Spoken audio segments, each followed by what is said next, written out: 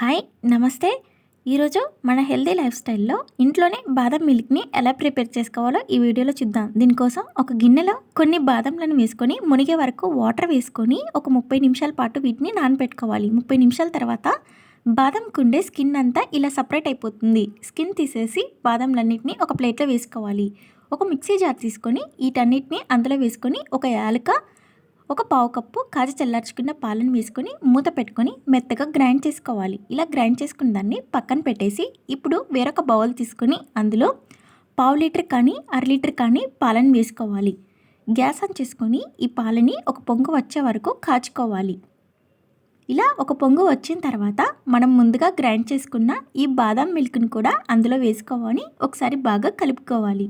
ఇందులో స్వీట్నెస్ కోసం ఒక పావు కప్పు బెల్లం తురుముని వేసుకోవాలి. మీరు బెల్లం ప్లేస్లో కావాలంటే షుగర్ని కూడా యాడ్ చేసుకోవచ్చు.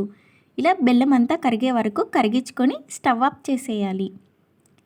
వీటిని వేడిగా అయినా తీసుకోవచ్చు, లేదంటే పూర్తిగా చల్లారిన తర్వాత 2-3 అవర్స్ ఫ్రిడ్జ్లో పెట్టుకోవాలి. ఇలా ఫ్రిడ్జ్ నుండి బయటకు తీసి ఒకసారి బాగా గరిటతో కలుపుకున్నాక వీటన్నిటిని ఒక గ్లాస్లోకి వేసుకొని పైన డెకరేట్ కోసం బాదం పిస్తాను వేసుకోవాలి.